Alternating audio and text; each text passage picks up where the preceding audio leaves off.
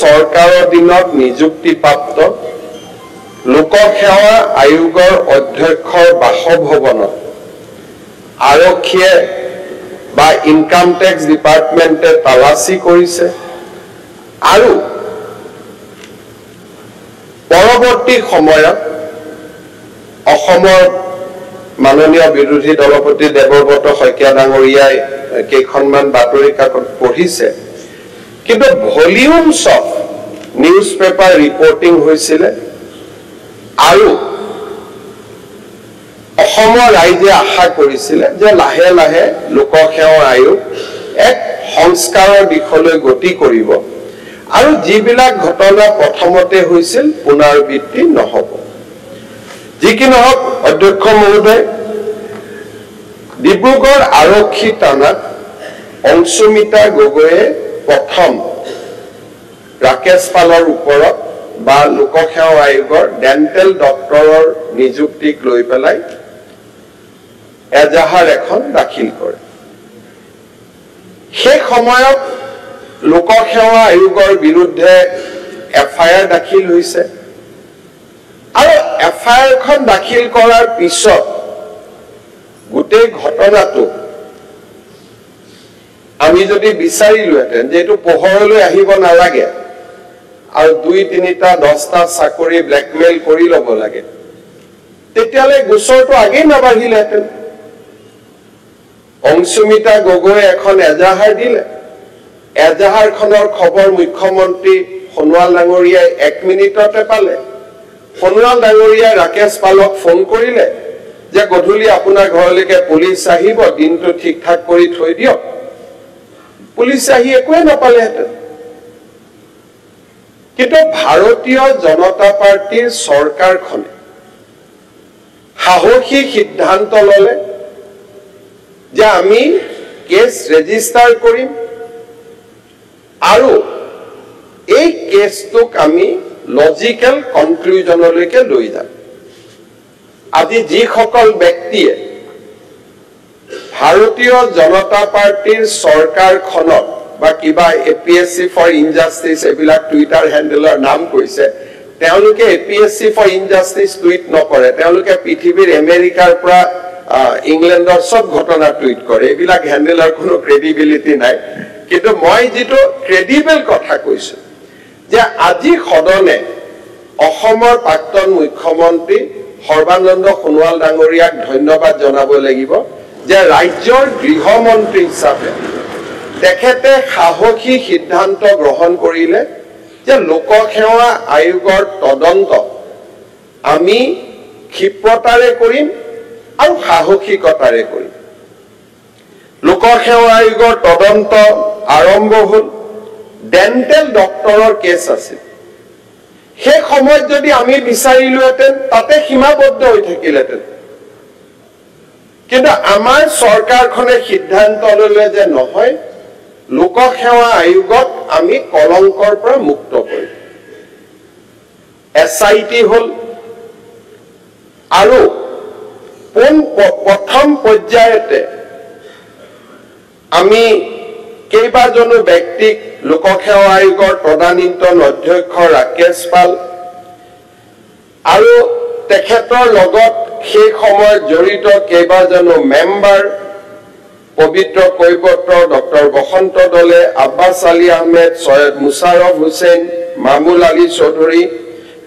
এই ধৰণে ডক্টৰ সামেদুৰ ৰহমান প্ৰথমবাৰৰ বাবে ভাৰতবৰ্ষৰ ইতিহাসত লোকসেৱা আয়োগৰ অধ্যক্ষ আৰু মেম্বাৰ সকলক গ্ৰেপ্তাৰ কৰা হয় ইয়াৰ আগলৈকে ভাৰতবৰ্ষত কোনো উদাহৰণে নাই যে এপিএসসি বা পাব্লিক সাৰ্ভিস কমিশনৰ চেয়াৰম্যান আৰু মেম্বাৰক এই ধৰণে গ্ৰেপ্তাৰ কৰা this is the first example in the contemporary Indian history আৰু ইমান ডাঙৰ সাহসী সিদ্ধান্ত আমিও শিলঙত মাতি লৈ গৈ হিচাপ নিকাচ কৰি ল'ব পাৰিলোহেঁতেন বা কৰবাত মাতি লৈ গৈ হিচাপ নিকাচ কৰি ল'ব পাৰিলোহেঁতেন কিন্তু আমি সিদ্ধান্ত লৈছিলো যে নহয় আমি এক্সেম্পলাৰী একশন লম লোকসেৱা আয়োগৰ অধ্যক্ষক আইন মতে আমি ডিল কৰিম, গ্ৰেপ্তাৰ কৰিম, মেম্বাৰসকলক ডিল কৰিম আৰু এই গোটেই প্ৰচেষ্টাটোক নিকা কৰাৰ আমি প্ৰয়াস কৰিম। আজি আমাৰ চৰকাৰৰ দিনত লোকসেৱা আয়োগত যিমান নিযুক্তি হৈছে, ইয়াৰ পৰৱৰ্তী justice Biplab Sharma commission is about 2013 and 14 Rakesh Palak বিদায় দিয়াৰ পিছত লোকসেৱা আয়োগত হোৱা প্ৰত্যেকটো পৰীক্ষা স্বচ্ছতাৰ ভিত্তিত কৰা হৈছে। অসমৰ দুখীয়া আৰু মধ্যবিত্ত শ্ৰেণীৰ ল'ৰা ছোৱালীয়ে আজি চৰকাৰী চাকৰি পাইছে। আজি এপিএছচিত যেতিয়া আমি নিযুক্তি পত্ৰ দিবলৈ সমবেত হওঁ, তেতিয়া কোনো মন্ত্ৰী ল'ৰাক হলটোত আমি দেখা নাপাওঁ। কংগ্ৰেছ চৰকাৰৰ দিনত একোটা এপিএছচি নিযুক্তিত 6জন-7জন কেবিনেট মিনিষ্টাৰৰ ল'ৰা ছোৱালীয়ে থাকিছিলে। মেৰিট আছিল, মেৰিট নাই মই ক'ব নাযাওঁ, কিন্তু বাতৰি কাকতত হু ইজ হু বুলি এখন লিষ্ট ওলাইছিল সেই সময়ত, কোন কি হয় কোন কাৰ নহয়। আজি এনেকুৱা তালিকা বনাবৰ কাৰণে অৱকাশেই নাই। প্ৰত্যেকজন ল'ৰা ছোৱালীয়ে এটা ভাল মেৰিটত পাছ কৰি আহিছে আৰু লাহে লাহে লোকসেৱা আয়োগৰ ওপৰত মানুহৰ আস্থা উভতি আহিছে। আজি সকলোতকৈ এই দুৰ্নীতিৰ কিমান তদন্ত হৈছে, তদন্ত হোৱা নাই, সেই বিষয়টোলৈকে যোৱাৰ আগতে মই কওঁ যে এই দুৰ্নীতিয়ে অসমৰ ভৱিষ্যত প্ৰজন্মক এটা অন্তত দি থৈ গ'ল যে আজিৰে পৰা আৰু এপিএছচিত কেতিয়াও দুৰ্নীতি হ'ব নোৱাৰে। This is the biggest achievement. আৰু এপিএছচিয়ে নহয়, আজি তৃতীয় চতুৰ্থ শ্ৰেণীৰ চাকৰিলৈকে আমি সম্পূৰ্ণ স্বচ্ছতা, আজি অসমৰ চৰকাৰী চাকৰি অসমৰ দুখীয়া দৰিদ্ৰ মধ্যবিত্ত সমাজৰ বাবে উপলব্ধ হ'ব পাৰিছে। কোনেও তামোল এখন খোৱাৰো তাত অৱকাশ নাই। সম্পূৰ্ণভাৱে স্বচ্ছতাৰ ভিত্তিত আজি চৰকাৰী চাকৰি পাব পৰা হৈছে। মাননীয় অধ্যক্ষ মহোদয়, প্ৰাক্তন মুখ্যমন্ত্ৰী তৰুণ গগৈ ডাঙৰীয়া আজি ইয়াত নিজক ডিফেণ্ড কৰাৰ বাবে উপস্থিত নাই। সেইবাবে আমি এনেকুৱা কথা কোৱাৰ প্ৰয়োজন নাই যি কথা তেখেতে ইয়াত ডিফেণ্ড কৰিব নোৱাৰে। কিন্তু যিখিনি কথা আউট অফ ৰেকৰ্ডছ হয়, যি ফাইলত লিখা থাকে, যি স্পষ্টভাৱে যিকোনো পৰ্যায়ত তাক পৰীক্ষা কৰিব পাৰি, এই গোটেই কেলেংকাৰীৰ লগত জড়িত দুটা তিনিটা ফাণ্ডামেণ্টেল কথা আমি পৰীক্ষা কৰিব লাগিব। প্ৰথম কথা, এপিএছচি নিযুক্তি কেনেকে হয়। তপনলাল বৰুৱা কমিটি গঠন কৰা হৈছিল যেতিয়া তাৰাপ্ৰসাদ দাস ডাঙৰীয়াৰ দিনত হোৱা দুৰ্নীতিৰ তদন্তসমূহ সন্মুখলৈ আহিছিল। তেতিয়া তাত সদস্য কেনেকে নিযুক্তি কৰিব পাৰি তাৰ এটা স্পষ্ট ৰিকমেণ্ডেশ্যন আছে। আজি প্ৰথম পৰ্যায়ত এপিএছচিত সিদ্ধান্ত লোৱা হৈছিল যে 50% of its member has to be from the state civil service or from the IS, IPS, যি অন্তত সেক্ৰেটাৰী লেভেললৈকে তেওঁলোকে চৰকাৰত সেৱা আগবঢ়াইছে। আৰু সেকেন্ড 50% কমিটিখনে কৈছিল যে প্ৰতিষ্ঠিত শিক্ষাবিদ বা সমসাময়িক অভিজ্ঞতা থকা ব্যক্তি আন 50%ত চৰকাৰে নিযুক্তি কৰিব পাৰিব। থ্ৰু এ সাৰ্চ কমিটি, অৰ্থাৎ প্ৰথম 3জন লোকৰ বা 2জন লোকৰ এখন কমিটি হল, মুখ্য সচিব থাকিলে, কোনোবা থাকিলে, পেনেল এটা বনালে, পেনেলটো সন্মুখলৈকে আহিলে চৰকাৰে সিদ্ধান্ত ল'ব। যদি কোনোবা ব্যক্তিয়ে কয় মই মেম্বাৰ হ'ব খুজিছো তাৰ মানে তুমি এপিএসসিত নিজে কিয় সদস্য হ'ব খুজিছা that is the close of the matter যদি আজি মই কোনোবাই মোক আবেদন কৰে যে মাননীয় মুখ্যমন্ত্ৰী মহোদয় মোক লোকসেৱা আয়োগত সদস্য কৰি দিয়ক তেতিয়া প্ৰথম ডিসকুৱালিফিকেশন তাৰ পৰা আৰম্ভ হ'ব যে খুজি এপিএসসিত কিয় মেম্বাৰ হ'ব এতিয়া আমি ৰেকৰ্ডলৈকে চাম জাস্টিস বিপ্লৱ শৰ্মা কমিটিৰ প্ৰথম অবজাৰভেশনটোৱে হৈছিল যেটো very very important observation যে সাৰ্চ কমিটিয়ে ৰাকেশ পালক নিযুক্তি কৰা নাছিল এও নাম কোনেও ৰিকমেন্ড কৰা নাছিল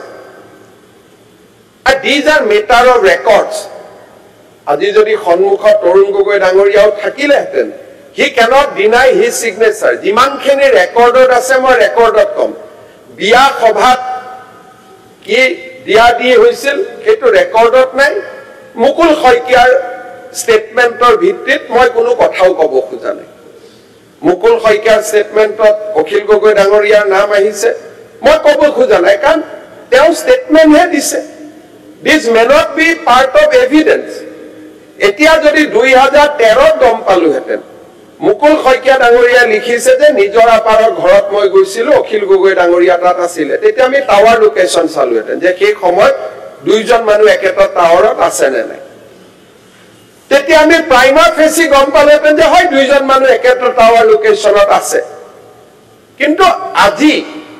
আমি সেই পৰ্যায়লৈকে যাম নাযাম তেনেকুৱা ধৰণৰ কথালৈকে মই সোমাব খোজা নাই মই ইমানটোতে মই ৰেকৰ্ড ৰাখিব খুজিছো যে what is born out of records Rakesh পালে মাননীয় মুখ্যমন্ত্ৰী সেই সময় তৰুণ গগৈ ডাঙৰীয়াক লগ কৰে আৰু 6/9/2008 তাৰিখে তেওঁ এপ্লিকেশন দিয়ে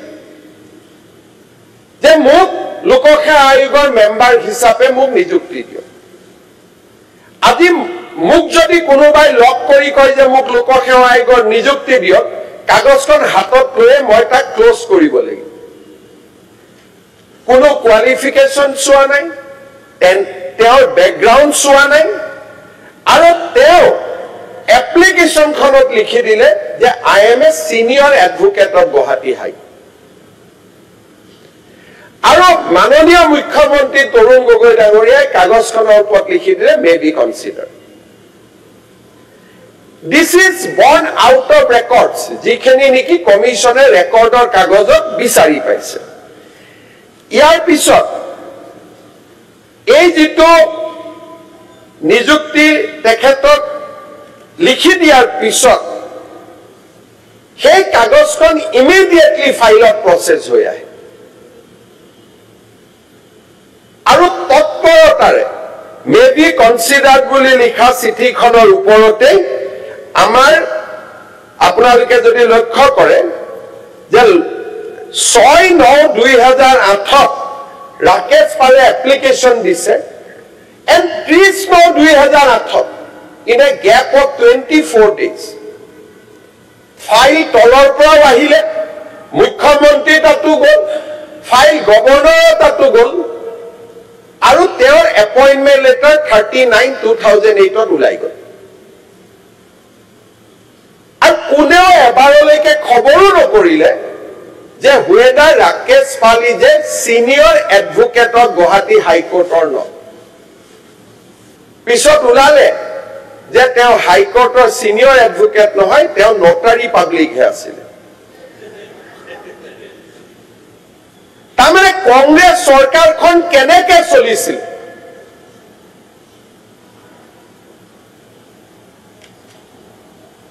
6 তাৰিখে মই আবেদন কৰিলো মোক নিযুক্তি দিয়ক মই মে বি কনসিডাৰ্ড লিখিলো ততাতৈয়াকৈ সেই নিযুক্তি প্ৰসেস হ'ল আৰু মানুহজনৰ নিযুক্তি হৈ গল ঠিক আছে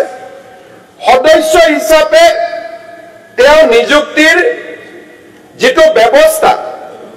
সেই ব্যৱস্থাত ৰাকেশ পালে আবেদন কৰিলে তৰুণ তৰুণ গগৈ ডাঙৰীয়া মুখ্যমন্ত্ৰী দায়িত্বত আছিল তেখেতে লিখি দিলে নিযুক্তি হ'ল 5 বছৰ লোকসেৱা আয়োগ চলিলে 8ৰ পৰা 5 বছৰ ধুনিয়াকৈ চলিলে তাত কি আছিল কেনেকৈ চলাইছিলে সৰকাৰৰ লগতটো ফিডবেক থাকিবই লাগে যে এজন মানুহে কেনেকৈ চলাইছে কেনেকৈ চলোৱা নাই 2013 তাৰিখে এইবাৰ ৰাকেশ পালে আবেদন কৰা নাই এইবাৰ তৰুণ গগৈ ডাঙৰীয়াই নিজে এটা নোট লিখিল মুখ্য সচিবলৈকে যে চেয়াৰমেন পদটো খালী আছে আৰু আপোনালোকে ইমিডিয়েটলি ৰাকেশ পালক চেয়াৰমেন হিচাপে নিযুক্তি দিয়ক আগৰবাৰ আহিছিল এখন এপ্লিকেশনৰ ভিত্তিত ৰাকেশ পালে আবেদন কৰিলে মুখ্যমন্ত্ৰী তৰুণ গগৈ ডাঙৰীয়া লিখি দিলে মে বি কনসিডাৰ্ড সেই ফাইলটো আকৌ তেওঁৰ ওচৰলৈকে আহিলে আৰু this department was look after by ex chief minister Tarun Gogoi ইয়াত কোনো কেবিনেট মন্ত্ৰী সেই সময়ত নাছিল ৰাজ্যিক মন্ত্ৰীও নাছিল দ্যাট ওয়াজ হিজ ডিপাৰ্টমেন্ট তাৰ মাজত কোনো নাছিল তেখেতৰ পৰামৰ্শত ৰাকেশ পালৰ নিযুক্তি গভৰ্ণৰ ডাঙৰীয়াই কৰিলে নিযুক্তি হ'ল 2008ৰ পৰা 13 লৈকে ব্ৰহ্মপুত্ৰ দি বহুত পানী বাগৰি গল এইবাৰ এপ্লিকেশন দিয়াৰো প্ৰয়োজন নহল এইবাৰ মুখ্যমন্ত্ৰী তৰুণ গগৈ ডাঙৰীয়াই এখন চিঠি লিখিলে কালৈকে মুখ্য সচিবলৈকে যে আপুনি ৰাকেশ পালক এপিএসসিৰ অধ্যক্ষ হিচাপে নিযুক্তি কৰক অধ্যক্ষ মহোদয় মুখ্য সচিবে মুখ্যমন্ত্ৰীক জনালে যে আমি ৰাকেশ পালক যদি নিযুক্তি কৰিব লাগে the terms of reference has to be finalized কাৰণ কিয় এপিএসসিৰ মেম্বাৰ আৰু চেয়াৰমেন দুটা বেলেগ পোষ্ট নে একেটাই পোষ্ট তাৰ ওপৰত ডিবেট আছে বিভিন্ন হাইকোৰ্টৰ অৰ্ডাৰ আছে যে এজন এপিএসসি মেম্বাৰ হবৰ কাৰণে 5 years or 62 years 10 বছৰ কাৰ্যকাল পাব পাৰিব তেনেকুৱা কোনো ব্যৱস্থা নাছিল অৰ্থাৎ মই যদি মেম্বাৰ এজনক চেয়াৰমেনো কৰো তেতিয়ালে ৰেসিডুৰি পিৰিয়ডৰ কাৰণেহে তেওঁ চেয়াৰমেন হ'ব পাৰে তামৰে 4.5 বছৰ মই মেম্বাৰ হলো তাৰ পিছত মই চেয়াৰমেন হম I can be chairman only for 6 months এই কথাটো যেতিয়া লিখিলে তেতিয়া ফাইল চলিলে আৰু এই কথাখিনিকে মুকুল শইকীয়াই তেওঁৰ জবানবন্দীত লিখিছে যে কিছুদিন সময় লাগিলে 18 তাৰিখে এই ফাইলটো মুখ্যমন্ত্ৰী ডাঙৰীয়াৰ ওচৰত এই ঘটনাবিলাক আপ এণ্ড ডাউন হল যে কিমান দিনৰ কাৰণে দিব লাগিব 5/12/2013 তাৰিখে মুখ্যমন্ত্ৰী ডাঙৰীয়াই ফাইল ৰাজ্যপালক প্ৰেৰণ কৰে যে তেখেতক নিযুক্তি দিয়ক আৰু তেখেতক নিযুক্তি 5 তাৰিখে ফাইল পঠালে 7 তাৰিখে এপ্ৰুভেল হৈ গুছি আহিলে উইদিন 2 days তো ৰাকেশ পালৰ নিযুক্তি হল কিন্তু নিযুক্তিৰ এটা কথা লিখা থাকা গল আউস টাইম আমি এক্সটেনশন কৰিছে terms and condition will be notified separately তামে তেতিয়ালৈকে মুখ্য সচিবে নিজৰ পজিশনটো ধৰি আছে যে ৰাকেশ পাল ৰেসিডুৰি পিৰিয়ডৰ কাৰণেহে হ'ব পাৰিব 5/12/2013 তাৰিখে তেখেতৰ নিযুক্তি হল তাৰ পিছত 8/9/2014 তাৰিখে আকৌ এখন চৰকাৰে নটিফিকেশন উলিয়াই দিলে যে ৰাকেশ পালৰ কাৰণে কোনো হুকিয়াকৈ কন্ডিশন সাৰ্ভিস কন্ডিশন নহব তেওঁ another 5 years লাভ কৰিব look at the manipulation প্ৰথম তেওঁ নিযুক্তি দিয়া হল এজ এ সিনিয়ৰ এডভোকেট কিন্তু তেওঁ আসলতে খিদিনাখন সিনিয়ৰ এডভোকেট নাছিলে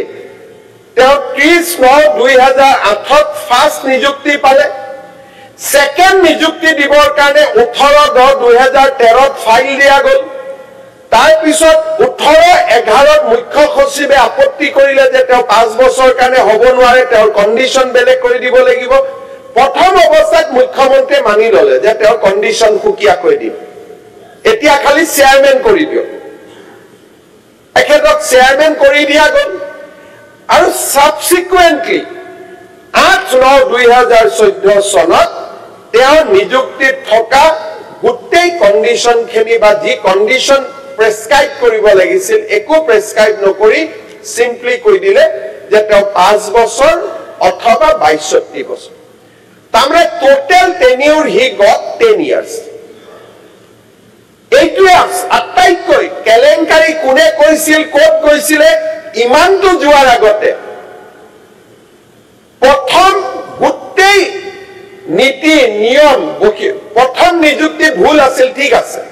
আমি মানি ললো যে প্ৰথম নিযুক্তিটো তেওঁ এপ্লিকেশন এখন দিলে মই নিযুক্তি দি দিলো কিন্তু 2008 পৰা 2014 চনলৈকে সিস্টেমটোৱে সেই ব্যক্তিজনক সহায় কৰি গৈয়ে থাকিল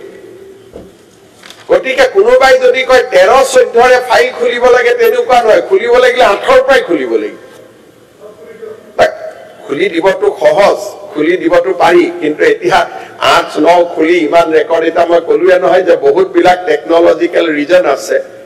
এতিয়া যদি দুইটা মোবাইলৰ টাৱাৰ মিলাব লাগে 3 বছৰ ওপৰ দিবই নোৱাৰে সো ল্যাপস অফ টাইম এইটো জাস্টিসক কিল কৰি দিয়ে এতিয়াও আমি এটা বিশেষ গোচৰৰ কাৰণে পুৰণা কাগজ পত্ৰ চাব খুজি আছো টেকনলজিয়ে সেইটো সময়ত সাপোৰ্ট নকৰিছিল আজি ইন্ডিয়া বদলি গল 2008-9 চনত টেকনলজিয়ে নাছিল যি নহয় আজি এই গুটেই কথাখিনি ৰাকেশ পালক এবাৰ নিযুক্তিত ভুল হ'ব পাৰে দ্বিতীয়বাৰ নিযুক্তিত ভুল হ'ব পাৰে তৃতীয়বাৰলৈকে the file has been pursued and finally all condition is withdrawn তেওঁ 5 বছৰ বা 62 বছৰলৈকে তেওঁ 10 বছৰৰ এটা টেনিউৰ দিয়া গল এনেকুৱা নহয় যে এই সময়ছোৱাৰ ভিতৰত বিৰোধী দলপতি দেৱব্ৰত শইকীয়া ডাঙৰীয়া আজি যি পেপাৰ ক্লিপ দেখুৱাইছে এনেকুৱা পেপাৰ ক্লিপ ওলোৱা নাছিল হাজাৰ হাজাৰ পেপাৰ ক্লিপ ওলাইছিল কংগ্ৰেছ দলেতো প্ৰয়োজনে অনুভৱ কৰা নাছিল পেপাৰ ক্লিপ চোৱা আজি মোক দেখুৱা হৈছে পেপাৰ ক্লিপ যদি পেপাৰ ক্লিপ চালু হেতেন তেতিয়া ৰাকেশ পালকটো নিযুক্তিয়ে নহলহেতেন আজি এই ধৰণে অসমৰ লোকসেৱা আয়োগৰ ক্ষেত্ৰত it is a repeated crime by the Congress government. First crime was committed during a period of another chief minister. Second crime has been committed during the tenure of another chief minister. Not one. Two chief minister has compromised with the integrity of Assam Public Service Commission. This is the history of Congress party. Our pisot homoyat tekhet nijukti hol. Nijukti huar pisot jetia agoleke jodi ami agbahi jao Biplab Sharma committee likhise je mukhyamantri সন্তানৰ বিবাহত তেওঁ 3 লাখ টকা মূল্যৰ গহনা যোগান ধৰা হয় আমি ইনকাম ট্যাক্সলৈকে লিখিছো যে whether that has been reflected in his statement or not কিন্তু আটাইতকৈ ইম্পৰ্টেন্ট কথা যে আজিলৈকে এই বিপ্লৱ শৰ্মা কমিটি তদন্ত লোৱা আজিলৈকে 20 দিন হৈ গল মাননীয় সংসদ গৰাকীয়ে এতিয়ালৈকে টুইটাৰ ফেসবুকত লিখা নাই যে ঘটনাটো অসত্য অখিল গগৈ ডাঙৰীয়াই তেওঁক ডিফেন্ড কৰাৰ বাবে চেষ্টা কৰিছে কিন্তু তেওঁ নিজে তামৰে সিস্টেমটোৰ প্ৰতি কিমান অবজ্ঞা যে কোন বিপ্লৱ শৰ্মা কি লোকসেৱা আয়োগ আমাৰ ওপৰত যদি লিখিছে আমি তাৰ উত্তৰ দিবলৈ বাধ্য নহয়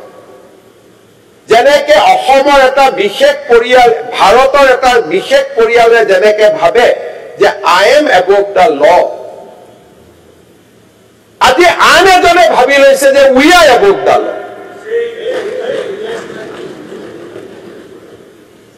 অখিল গগৈ ডাঙৰীয়াৰ ক্ষেত্ৰত লিখিছে এইটোতো কৈছে সোণৰ চেন আঙুঠি ব্ৰেচলেট কিমান হ'ব পাৰে তো আনলিমিটেড এমাউণ্ট আজিলৈকে অসমত কিবা এটা কথা ওলালে আমাৰ বিষয়ে যদি কিবা এটা উঠে চোৱাবিলাক খেদি ফুৰে আমাৰ ওপৰত এইটো উঠিছে উত্তৰ দিয়ক কিন্তু ৰাজপুত্ৰ হোৱাৰ কাৰণে আজিলৈকে এটা সামান্য সোশ্যাল মিডিয়া স্টেটমেন্ট দিয়া নাই যে এই এলিগেশনটো ৰং আমাক একো নালাগে আমি কাকো বিশ্বাস নকৰো এজন ব্যক্তিৰ ওপৰত উঠা অভিযোগ এটা এতিয়া মাননীয় দেৱব্ৰত শইকীয়া ডাঙৰীয়াই ভাষণ দিলে তেওঁ ভাষণত এবাৰো নকলে যে সংসদ গৰাকীৰ ওপৰত উঠা অভিযোগটো মিছা বা মুখ সদনত জনাব দিছে এইটো মিছা বুলি আপুনি তো নিজে ক'ব নোৱাৰে মই নকওঁ কিন্তু মই কৈছো 8B সেকশন মতে মাতি আনি ভেৰিফাই কৰিব পৰা গ'ল ভেৰিফাই কৰা নাই কৰিম মই এতিয়া ক'ত এৰি দিম আপুনিয়ে কৈছে this may be again recorded আচ্ছা এতিয়া ঘটনাটো হৈছে যে দেৱব্ৰত শইকীয়া ডাঙৰীয়াই আজি সদনত এই বিষয়টোত পাৰ্টিচিপেট কৰিব কালিয়ে মই টিভিত কৈ দিছো ফেচবুকত কৈ দিছো যে বিপ্লৱ শৰ্মা কমিটিৰ প্ৰতিবেদন হ'ব অধ্যক্ষ মহোদয়ে এই গোটেই সাৰ্কুলাৰখন যে আজি এই বিষয়টো আহিব যোৱা কালিয়ে নটিফাই কৰিছে এটলিষ্ট সদনত ৰেকৰ্ড হ'ব যে মোৰ বিয়াত মই তেনেকুৱা কোনো উপহাৰ লোৱা নাছিলো এজন কংগ্ৰেছৰ সদস্যক তেখেতে অধিকৃত কৰিব পাৰিলেহেঁতেন যে আপুনি হাউচত ডিবেটটোত ক'ব যে মোৰ ওপৰত হোৱা অভিযোগটো মিছা আৰু এইটো মই প্ৰত্যাখ্যান কৰিছো আজি 20 দিন হৈ গ'ল অখিল গগৈ ডাঙৰীয়াক চাব he is more loyal than the Congress party লগে লগে প্ৰেছ কনফাৰেন্স কৰিলে যে নাই বিয়াত দিলেতো কোনে জানে বিয়াতটো যোনে তোনে জি টিক দি গুচি যায় কালি মোৰ বিয়াত মোৰ ল'ৰাৰ বিয়া হোৱা নাই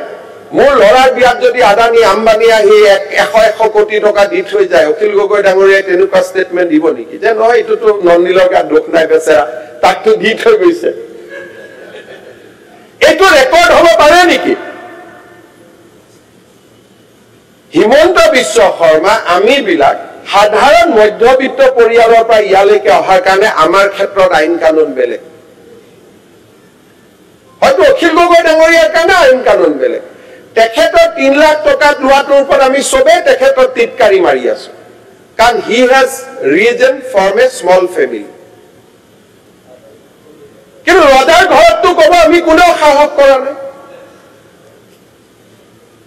আৰু অখিল গগৈ ডাঙৰীয়াই নিজেও যিমান ডিফেণ্ড কৰিছে তাতকৈ ৰজাক বেছি ডিফেণ্ড কৰিছে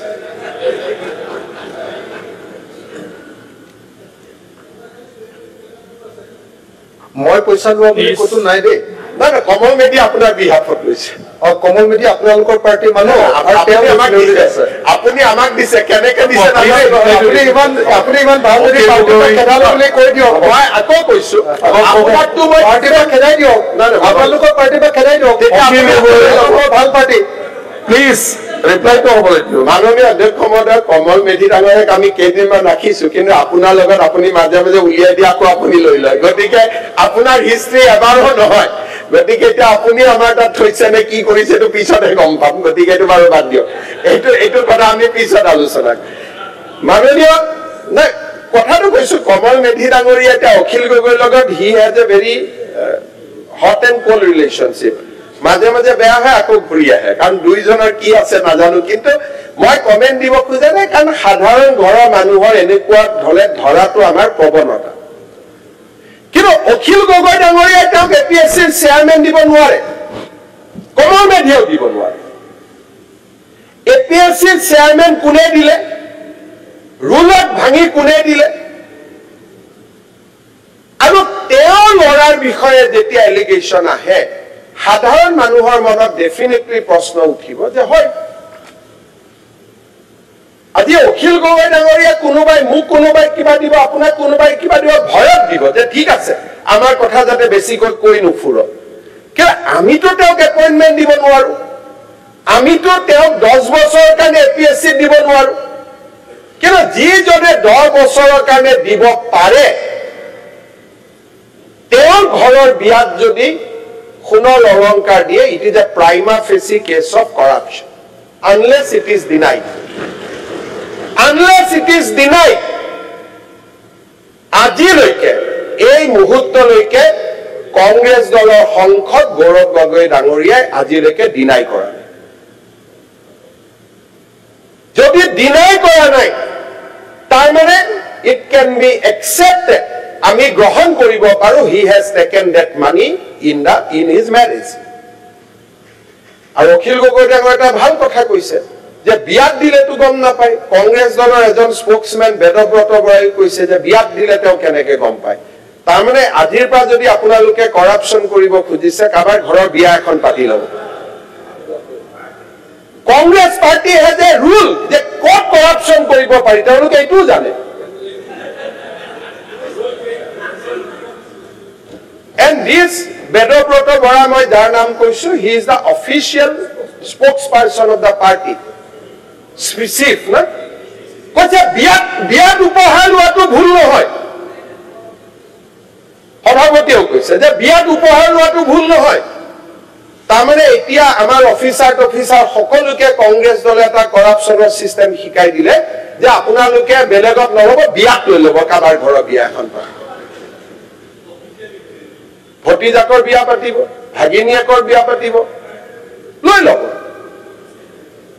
কেনেকে কৰাপচন কেনেকে কৰিব পাৰি তাৰো পাব্লিক টিপছ কংগ্ৰেছ পাৰ্টিয়ে দিয়ে, ফ্ৰী এডভাইচ দিয়ে। আৰু অখিল গগৈ ডাঙৰীয়া নিজে এন্টি কৰাপচন এক্টিভিষ্ট হৈ তেখেতে সেইটোক জাষ্টিফাই কৰে। আৰু যদি এই অভিযুক্ত হিমন্ত বিশ্ব শৰ্মাৰ ওপৰত কিবা কৰি আহিলেহেঁতেন চেচে হৈ গলোহেঁতেন। লাইন কৈ দিওঁ, মানে মই একচুৱেলি নাজানো যে বিয়াত যদি কিবা দিয়ে সেইটো ইনকাম টেক্সত দেখুৱাবলৈ মই নাজানো, সেইটো কথা মই আপোনাক স্বীকাৰ কৰি দিছো দেই। মই নাজানো, একচুৱেলি নাজানো ইনকাম টেক্স নাই। আপোনালোকে চাব, আপুনি মাইকটো বন্ধ কৰি থওক। বহুতে ভাবে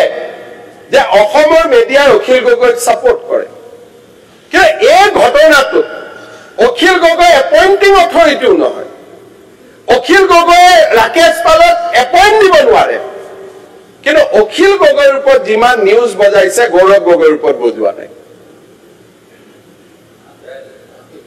কিয়? অখিল গগৈ সাধাৰণ ঘৰৰ ল'ৰা ছোৱালী।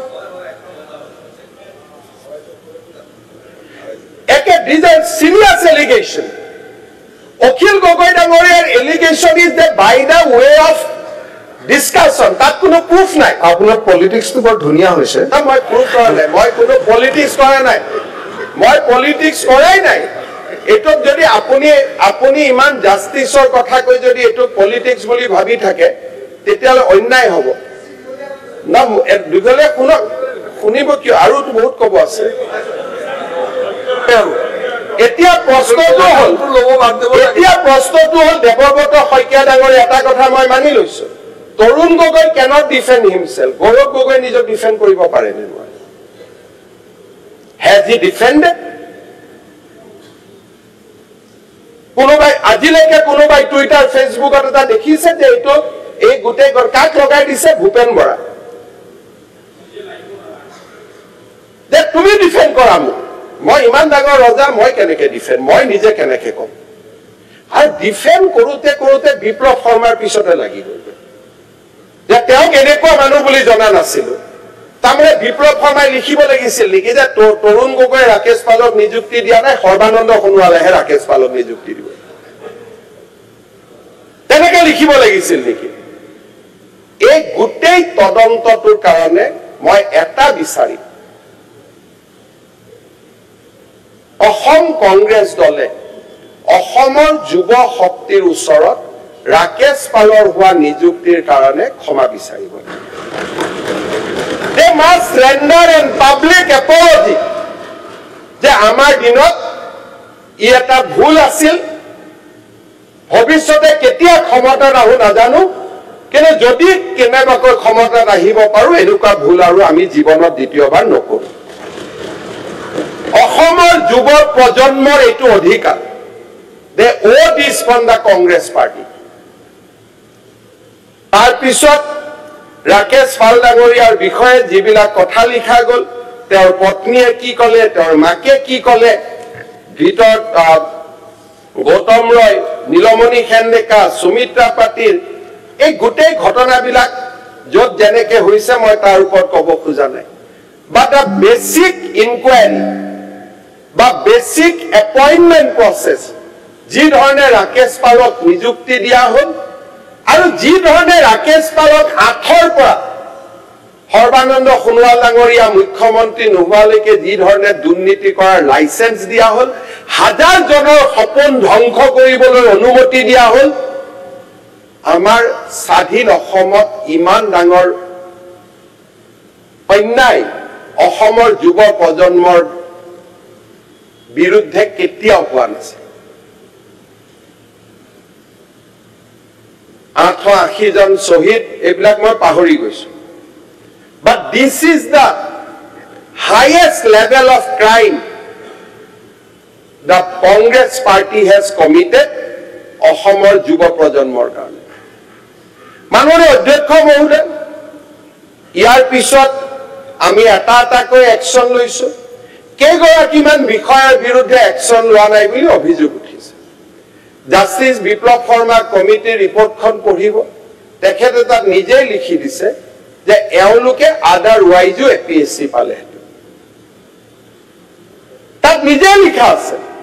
কাট অফ মাৰ্কসটো তেওঁলোকৰ মেনিপুলেশ্যনৰ নম্বৰটো যদি বাদু দিও তথাপিতো তেওঁলোকে আদাৰৱাইজো এপিএসসি পালেহেঁতেন বুলি তাত লিখা আছে। বাট এগেইনষ্ট দেম অলসো তাতো ক্লিয়াৰলি লিখিছে যে 2013 গোটেই বেটছ আলৈকে মই যাব কেনচেল কৰিব। নেক্সটলৈকে যাব। আপুনি সেইটো এৰাই বেলেগ কথা ক'লে, কিন্তু আপুনিয়ে কৰা ৰিপ্লাইটো শেষ কৰিবলৈ যাব খুজিছো, ৰিপ্লাই যাব খুজিছো। তাৰ পিছত যেতিয়া লোকসেৱা আয়োগৰ প্ৰতিবেদনত আহিলে, বিপ্লৱ শৰ্মা ডাঙৰীয়াই ক'লে যে 2013-14 দুইটাকে গোটেই বেটছটো কেনচেল কৰিব লাগে। জিষ্ণু বৰুৱা, পৱন বৰঠাকুৰক আমি কমিটি কৰি দিলো আৰু আমাৰ গোটেই জুডিচিয়েল, বিশেষকৈ তাত যিখিনি আমাৰ জুডিচিয়েল মানুহ আছিল, সকলোৱে ক'লে যে এনেকে পৃথিৱীত কতো নিয়ম নাই, আপোনালোকে অৰ্ডাৰ এখন উলিয়াই দিব পাৰে, নেক্সট দিনা হাইকোৰ্টে ষ্টে কৰি দিব। কাৰণ যিজন মানুহৰ বিৰুদ্ধে কমিটিয়ে কোনো কমেণ্টে দিয়া নাই,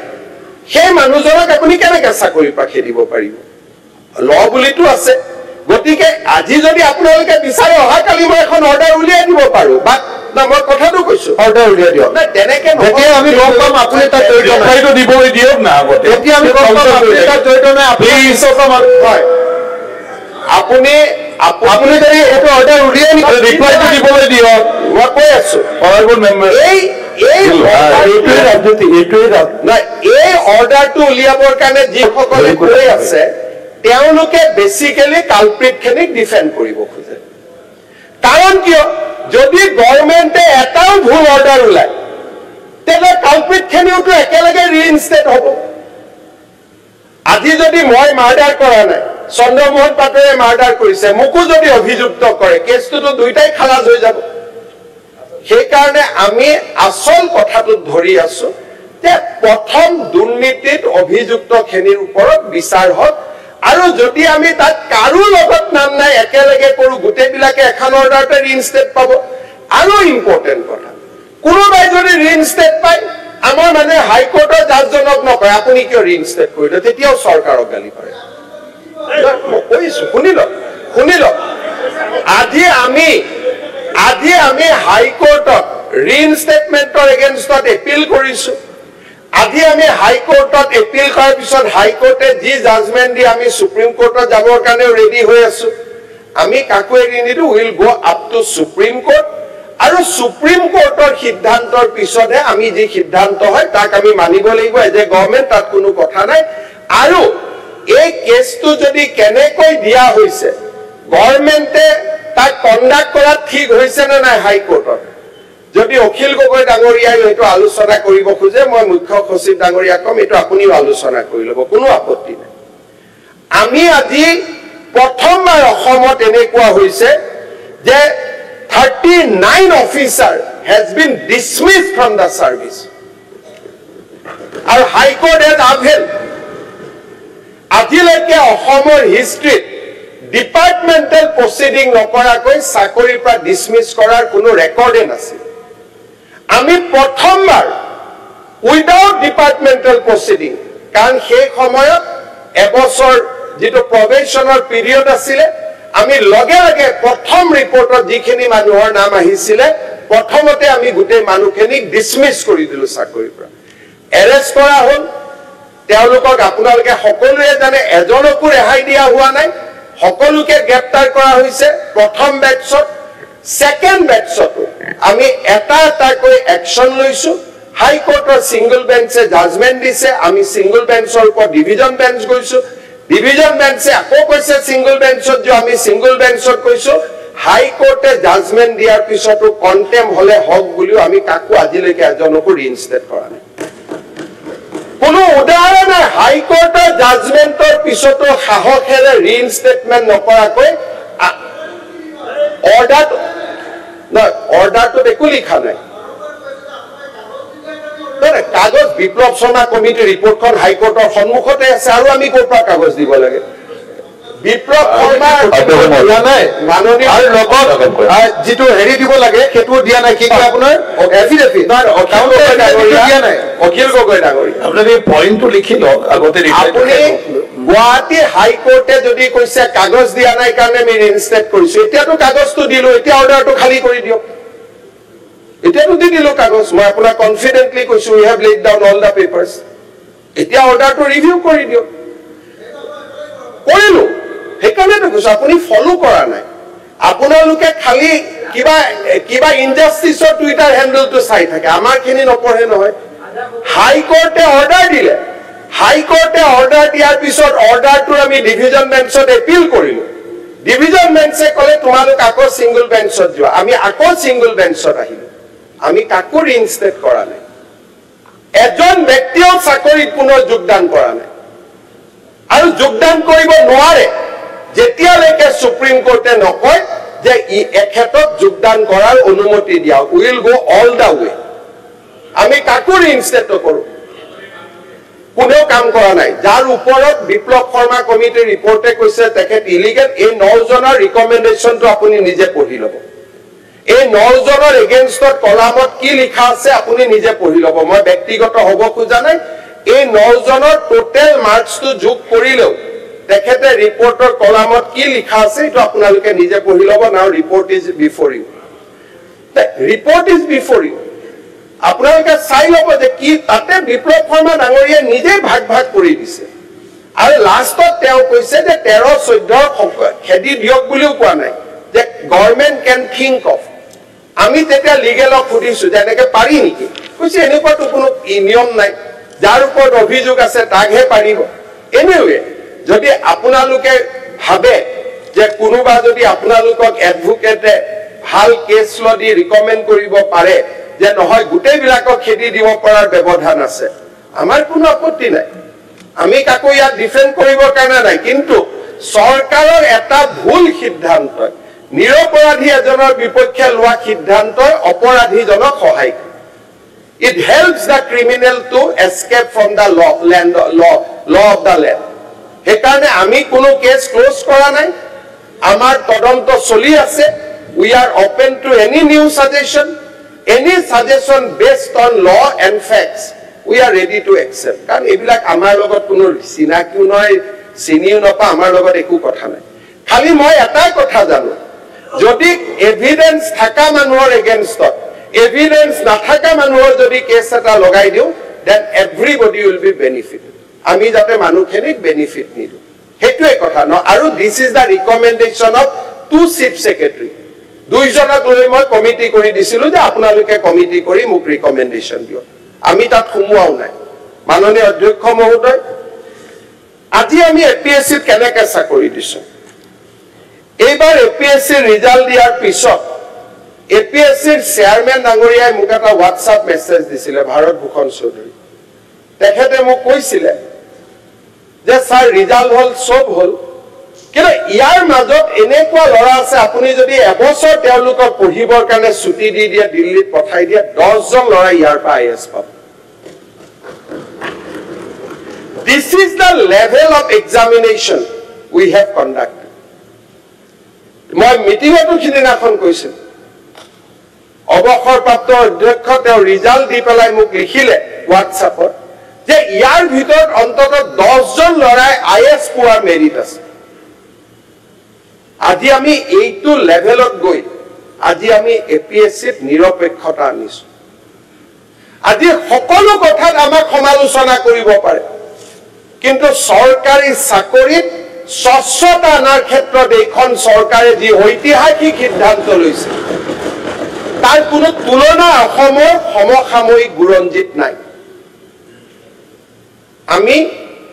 আশা কৰো যে এই ধৰণে অসমৰ নতুন প্ৰজন্মই ন্যায় পাব জাষ্টিস বিপ্লৱ শৰ্মা কমিটিয়ে অসমৰ প্ৰতিজন মুখ্যমন্ত্ৰীক খোৱাই দিব যে ভৱিষ্যতে যাতে এনেকুৱা কাম নহয় We should not shoot the messenger. আজি কংগ্ৰেছ দলৰ সভাপতি গৰাকী অন ৰেকৰ্ড বিপ্লৱ শৰ্মাক ভাল মানুহ বুলি ভাবিছিলো তেওঁ ভাল মানুহ নহয় এফালে বিৰোধী সভাপতি গৰাকীয়ে কৈ আছে যে ৰিপৰ্টটো সদনত আনিব লাগে আৰু তেওঁৰ দলৰ সভাপতিয়ে কৈ আছে বোলে এইটো ৰিপৰ্টটোৱে ঠিক নহয় They talk in two different lines. আজি দেৱব্ৰত শইকীয়াই কৈছে সেকশন এটা দি কৈছে নোটিস দিব লাগে অহাকালি যদি মই গৌৰৱ গগৈক নোটিস দিও কি হ'ব যোৰহাটত জিকাৰ কাৰণে ভয় খাই চৰকাৰে নোটিস দিলে But we have taken the suggestion on record. Debabrata Saikia ডাঙৰীয়াই কৈছে সেকশনটো মই সাইলম যে উই কিমান সেকশন আপোনাৰ দ্বাৰা নহয় এটো actually in commission of inquiry act 1958 বি আপুনি কমিশনৰ চেয়াৰমেন আপুনি পাৰিব নহলে নোৱাৰিব সাগে মুখ্যমন্ত্ৰী হিচাপে এতিয়া আপুনি মোক সাজেশন এটা চাই দিব যে একশন টেকেন ৰিপৰ্টৰ সময়ত ইনফ্যাক্ট মূলৈকে আমাৰ বিদায়ী ডিজিপি তেখেতে এটা সময় মোৰ ওচৰত ফাইল এটা লৈ আহিছিল যে স্যাৰ এইটোৰ ওপৰতো আমি এটা ডিসিশন ল'ব লাগে কিন্তু মই পলিটিক্যাল নহবৰ কাৰণে মই বলো ঠিক আছে হাউসত ৰিপৰ্টটো আহক এতিয়া কংগ্ৰেছ দলে সিদ্ধান্ত লৈ জনাব যে whether we should issue notice to Gaurav Gogoi or not তেওঁটো পাব্লিকলি ষ্টেটমেন্ট দিয়া নাই ডিনাই কৰি পেলাই এতিয়া যদি হেতুক যদি আপোনালোকে ৰাজনীতি বুলি নকয় তেতিয়ালে will take this to a logical conclusion ইয়াত কৰিবলগীয়া কাম আৰু আছে আৰু যদি ৰাজনীতি বুলি নকয় তেতিয়ালে এইটো কেছত আমি একো নকৰো কাৰণ প্ৰকাণ্ড ডাঙৰ হাতী আহি আছে